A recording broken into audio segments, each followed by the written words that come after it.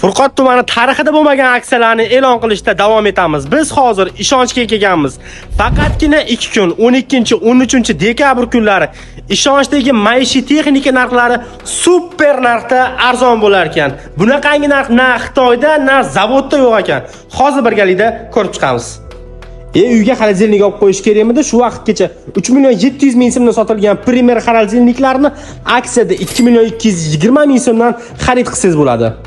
2 million 944 ming so'm sotilgan ferro gaz plitalarini 1 million 980 ming so'mdan xarid qilib qolsangiz bo'ladi.